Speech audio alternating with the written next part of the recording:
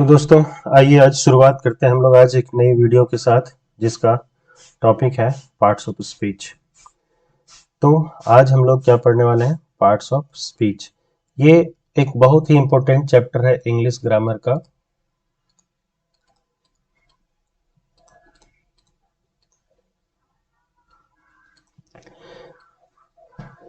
English grammar की ये बिल्कुल बेसिक चैप्टर है। पार्ट्स ऑफ स्पीच के द्वारा हम अपने स्पीच के पार्ट्स को समझ पाते हैं। जैसे मान लीजिए हम यहाँ पर एक सेंटेंस लिखते हैं, आई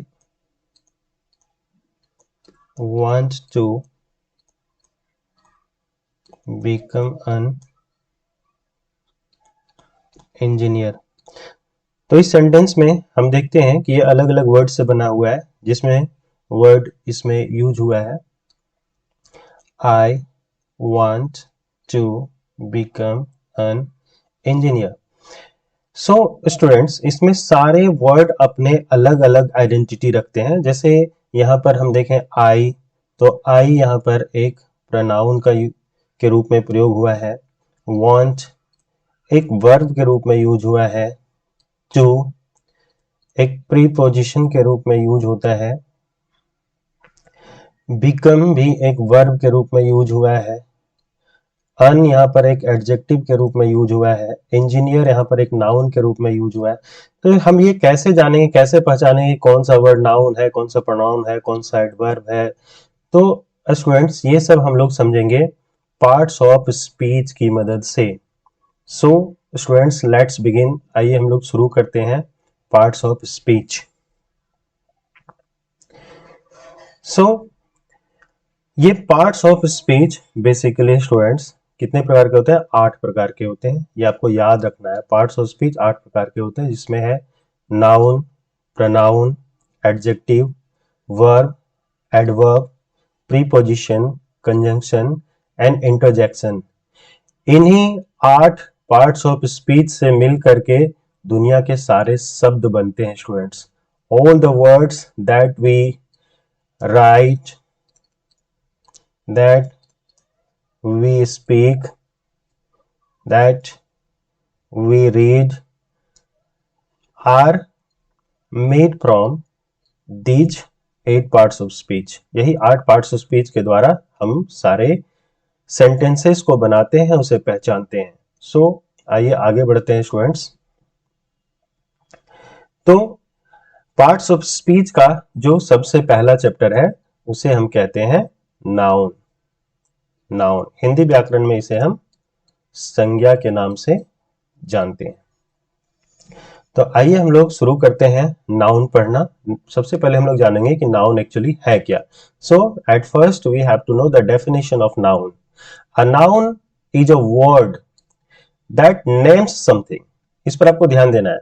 noun is a word that names something, यानी ये किसी भी पर्सन का, किसी भी प्लेस का, किसी भी थिंग का या किसी भी आइडिया का ये नाम रखता है। ठीक है, जैसे हम अपने चारों ओर जितने भी थिंग्स को देखते हैं, वस्तुओं को देखते हैं, हम जितने भी पर्सन को देखते हैं, यानी लोगों को देखते हैं, हम कोई भी प्लेस में जाते हैं, तो सब कुछ अपना एक यूनिक नाम होता है।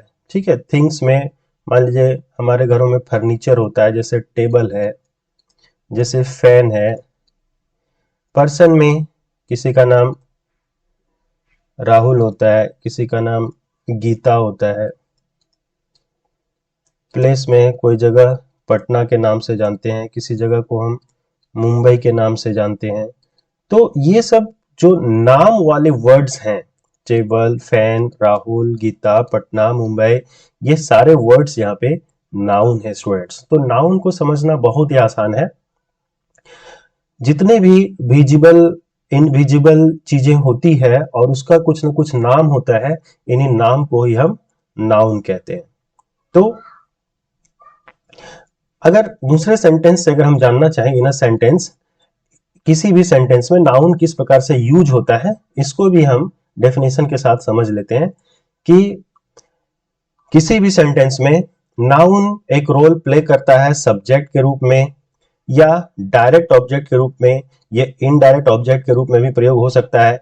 किसी भी सब्जेक्ट के कॉम्प्लीमेंट के रूप में यूज हो सकता है, ऑब्जेक्ट के कॉम्प्लीमेंट के रूप में यूज हो सकता है, और किसी भी सब्जेक्ट के अपोजिटिव या एडजेक्टिव के रूप में भी प्रयोग हो सकता है। इसे हम आगे जानेंगे कि किस प्रकार नाउन अलग अलग रोल प्ले करता है। तो एट फर्स्ट हम लोग ये समझ गए कि किस प्रकार से नाउन को हम डिफाइन कर सकते हैं और नाउन को हम एग्जाम्पल के द्वारा समझ भी सकते हैं। ठीक है स्टूडेंट्स, तो आइए आगे बढ़ते हैं। अब आपको जानना है काइंड्स ऑफ नाउन। जैसे नामों के बारे में तो हम लोग समझ लिए कि इतने सारे दुनिया में नाम है और इन नामों को ही हम नाउन कहते हैं। लेकिन सभी नामों को हम एक ही कैटेगरी में नहीं रख सकते हैं, अलग अलग तरह के नाम होते हैं, अलग अलग कैटेगरी होते हैं। तो इसलिए इन कैटेगरीज को समझने के लिए हम नाउन को 5 भागों में बांट देते हैं। These are proper noun, common noun, collective noun, material noun and abstract noun. तो ये आपको 5 काइंड्स ऑफ नाउन जो है ये आपको याद रखने हैं ताकि आप इसे आसानी से डिफाइन कर सको। कहीं ना कहीं इसके नाम में ही इसका डेफिनेशन छिपा हुआ होता है। तो आइए हम आगे समझते हैं कि किस प्रकार हम नाम से ही इसके डेफिनेशन को फाइंड आउट कर सकते हैं। So let start with proper noun. Proper noun क्या है students? A proper noun is a name of particular person और प्लेस। पार्टिकुलर, इस पर ध्यान देना है। पार्टिकुलर यानी किसी खास। पार्टिकुलर का मतलब होता है खास, और खास का मतलब यह होता है कि हम जिसके बारे में बात कर रहे हैं सिर्फ उसी का बोध होता है, इसमें किसी और का बोध नहीं होता। तो आप यहां पर समझ प्रॉपर नाउन समझ जाएंगे तो कॉमन नाउन भी आपको समझ में आ जाएगा। हम एक शॉर्ट तरीके से आपको समझाते हैं। यहां पे हम लिखते हैं, सॉरी, यहां पे हम लिखते हैं proper noun versus common noun. Proper noun versus common noun. Proper noun से किसी खास एक ही व्यक्ति का बोध होता है। जैसे मान लीजिए कोई एक स्टूडेंट है, उसका नाम है राहुल। तो राहुल से सिर्फ यहां पर एक बॉय का, किसी खास एक बॉय का बोध हो रहा है। लेकिन अगर हम यहां बोलेंगे स्टूडेंट, तो स्टूडेंट के अंदर बहुत सारे लोगों का बोध होता है। या फिर हम बोलेंगे बॉय, तो बहुत सारे बॉय का, इसके अंदर एक पूरी बॉय के ग्रुप का बोध होता है। ठीक है, यानी पूरे बॉयज जो प्रजाति है, पूरे बॉयज प्रजाति का इसमें बोध होता है। लेकिन राहुल से सिर्फ एक ही व्यक्ति का बोध होता है, किसी खास व्यक्ति का बोध होता है। अगर हम यहाँ पे लेते हैं गीता, तो एक किसी खास लड़की का बोध होता है। ठीक है, लेकिन यहाँ पर हम लिखते हैं गर्ल, तो गर्ल के अंदर सारी लड़कियां आ जाती हैं, बॉय के अंदर सारे लड़के आ जाते हैं, स्टूडेंट के अंदर सारे स्टूडेंट आ जाते हैं। लेकिन राहुल के अंदर सिर्फ राहुल ही आता है, गीता के अंदर सिर्फ गीता ही आता है। तो इस प्रकार से जिस नाम से सिर्फ खास जिसका नाम लिया जा रहा है उसी का बोध हो, दूसरा का बोध ना हो, तो हम उसको स्टूडेंट कहेंगे प्रॉपर नाउन। इसलिए इसका डेफिनेशन याद रखना है, a proper noun is the name of particular person और place. Proper noun, particular person और प्लेस, ये आपको याद रखना है। एग्जाम्पल के लिए देखें, Richard was a good king. Richard एक अच्छा राजा था। तो यहां पे ये जो रिचर्ड है ये एक प्रॉपर नाउन है स्टूडेंट्स। लेकिन यहीं पर अगर हम किंग को देखें तो ये कॉमन नाउन है। उसी तरह से Africa is a large country. तो अफ्रीका जो है, हर देश का नाम अफ्रीका तो नहीं है, इसलिए अफ्रीका जो है यहाँ पर प्रॉपर नाउन है, किसी खास देश का नाम है अफ्रीका। लेकिन कंट्री जो है यहाँ पर एक कॉमन नाउन है। तो स्टूडेंट्स, आई होप आप सभी को proper noun as well as आपको कॉमन नाउन भी समझ में आ गया होगा, क्योंकि कॉमन नाउन भी इससे डिफरेंट नहीं है। जिस तरह से प्रॉपर खास का बोध कराता है, कॉमन क्या कराता है? कॉमन जनरल का बोध कराता है। ठीक है, common noun refers to the names of things in general, name of things in general। जैसे keep the bottle in the fridge। अब यहाँ पे जो आप बोतल देख रहे हैं, यहाँ पे जो आप फ्रीज देख रहे हैं, ये कॉमन नाउन है, क्योंकि बोतल से किसी खास बोतल का बोध नहीं हो रहा है और फ्रिज से किसी खास फ्रिज का बोध नहीं हो रहा है, इसलिए इसमें दोनों वर्ड्स जो यूज हुए हैं वो कॉमन नाउन है। इसी तरह से अगले एग्जाम्पल को देखें, I saw him talking to a boy in the park yesterday. यानी मैंने कल उसे किसी लड़के से बात करते हुए पार्क में देखा। तो यहाँ पर एक लड़का है, बॉय है, और यहाँ पर द पार्क है। तो बॉय, यहाँ पर आप देख रहे हैं किसी खास लड़के का बोध नहीं हो रहा है। बॉय मतलब कोई भी एक लड़का। अगर हम बोलते हैं राहुल तो कोई खास लड़का है, अगर हम बोलते हैं बॉय तो कोई भी एक लड़का। तो यहाँ पर बॉय भी कॉमन नाउन है, यहाँ भी पार्क भी कॉमन नाउन है, क्योंकि कौन सा पार्क ये नहीं पता। ठीक है, तो इस प्रकार से हम कॉमन नाउन को बहुत ही आसानी से समझ सकते हैं। A common noun is the name given to common things और general things. Okay, common things और जनरल थिंग्स, ऐसे नामों को हम कॉमन नाउन कहते हैं। कॉमन नाउन मीन्स कॉमन, नाम से ही आपको याद हो जाएगा students. So let's go forward. अगला नाउन हमारा है कलेक्टिव नाउन। यहां भी नाम से ही क्लियर हो जाता है, कलेक्शन से बना है collective. Collection means, collective means collection of something, that means a group of something or somebody. Collective nouns are nouns that indicate a number of persons or things taken together and spoken of as a whole. यानी as a whole मतलब संपूर्ण की बात की जा रही है, संपूर्ण की बात की जा रही है, यानी पूरे समूह की बात की जा रही है, पूरे ग्रुप की बात की जा रही है।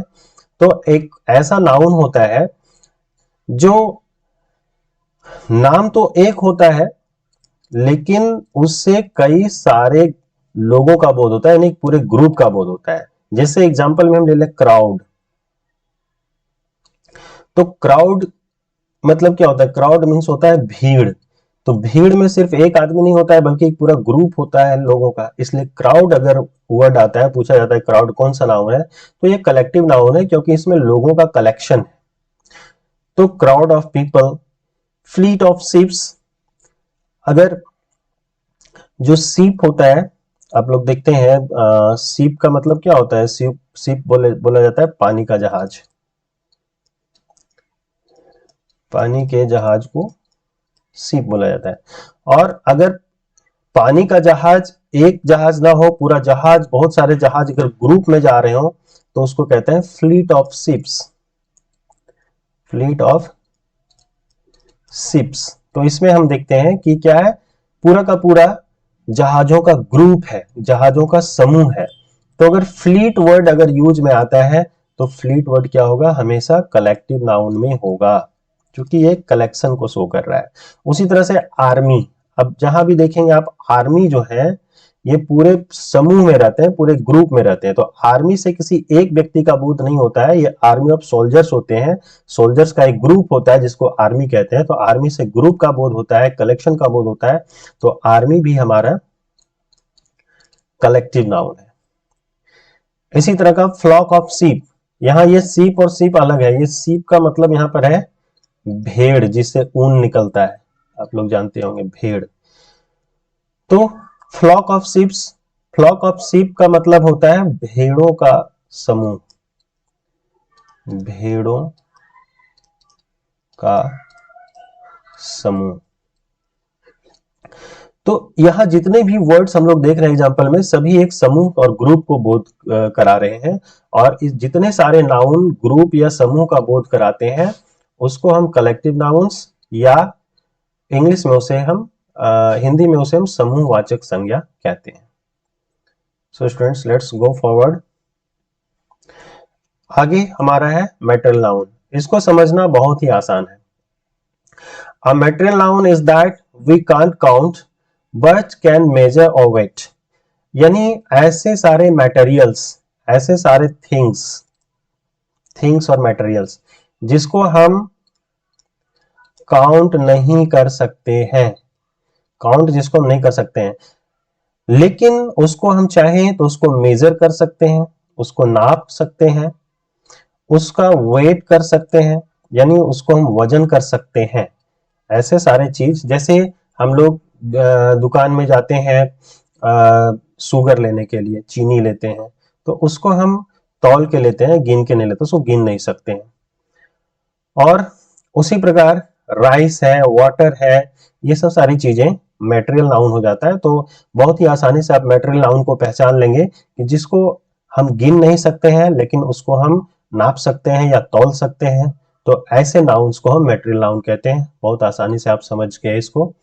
So the last one, noun का पांचवा भेद, सबसे लास्ट जो है वो है हमारा एब्स्ट्रैक्ट नाउन। इसको भी बहुत ही ध्यान से समझने की जरूरत है। Abstract noun refers to the name of quality, action और state that cannot be experienced with the five senses। बहुत अच्छा डेफिनेशन यहां पर दिया गया है स्टूडेंट्स कि एब्स्ट्रैक्ट नाउन एक ऐसे क्वालिटी के नाम को रेफर किया जाता है जो डिनोट करता है किसी एक्शन को या एक ऐसे स्टेट को, एक ऐसी परिस्थिति को जिसको हम अपने फाइव सेंसेस के द्वारा एक्सपीरियंस नहीं कर सकते। फाइव सेंसेस हमारे कौन कौन से हैं स्टूडेंट्स? हमारे फाइव सेंसेस हैं हमारे आईज, हम आंखों से देख करके किसी चीज को एक्सपीरियंस करते हैं, जानते हैं, समझते हैं। हमारे ईयर्स, अपने कानों से सुन करके, है ना। हमारे नोज, जिससे हम स्मेल करके किसी चीज को समझ जाते हैं या कोई भी नॉलेज हम गेन करते हैं, ठीक है। और चौथा है हमारा टंग, जिसको हम टंग के द्वारा, अपने जीभ से हम किसी चीज को टेस्ट करके उसके बारे में हम पता लगाते हैं। और पांचवा जो हमारा सेंस है वो है हमारा स्किन, यानी हमारी त्वचा। हम अपने त्वचा से ही पता करते हैं किसी भी चीज के बारे में कि वो ठंडा है, गर्म है, हार्ड है या सॉफ्ट है। ये सब सारी चीजें हम अपनी त्वचा से महसूस करते हैं। तो इन्हीं बॉडी के जो फाइव ऑर्गन्स हैं, इन्हीं को फाइव सेंसेस कहा जाता है। तो जिन चीजों के बारे में हम इन फाइव सेंसेस से उसके बारे में एक्सपीरियंस नहीं कर सकते, तो ऐसे नेम्स जो है वो एब्स्ट्रैक्ट नाउन कहलाते हैं। जैसे यहां पर हम देखें किसी भी चीज का क्वालिटी, जैसे ब्रेवरी। ब्रेवरी मतलब क्या होता है? बहादुरी। क्या हम बहादुरी को इन फाइव सेंसेस से एक्सपीरियंस कर सकते हैं? नहीं कर सकते। तो बहादुरी कौन सा हो जाएगा? एब्स्ट्रैक्ट नाउन हो जाएगा।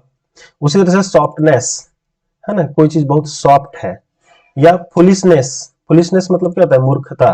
क्या किसी की मूर्खता को हम इन फाइव सेंसेस से एक्सपीरियंस कर सकते हैं? तो ऑफकोर्स नहीं कर सकते। एक्शन, यानी किसी भी चीज की मूवमेंट है या लाफ्टर है या जजमेंट है, ये सब चीजों को हम इन फाइव सेंसेस से एक्सपीरियंस नहीं कर सकते। तो ये सब सारे नाउन्स जो है वो एब्स्ट्रैक्ट नाउन कहलाएंगे। स्टेट, किसी भी चीज की स्टेट, यानी स्टेट का मतलब यहां पर होगा अवस्था, किस अवस्था में है। चाइल्डहुड, चाइल्डहुड को हम सेंस नहीं कर सकते, इन फाइव सेंसेस से नहीं सेंस कर सकते। फ्रीडम, आजादी को भी हम इससे नहीं सेंस कर सकते हैं। उसी तरह से वेल्थ, वेल्थ को भी हम इन फाइव सेंसेस से सेंस नहीं कर सकते हैं, हम इसको अदर वेज में महसूस करते हैं। तो ऐसे नाउन्स जो है वो एब्स्ट्रैक्ट नाउन कहलाते हैं। तो आई होप स्टूडेंट्स आप लोगों को नाउन बहुत अच्छी तरह से समझ में आ गया होगा। सो आप इस वीडियो के साथ बने रहे, इसलिए आपको थैंक यू सो मच। अगले वीडियो में मैं प्रोनाउन की बात करूंगा स्टूडेंट्स।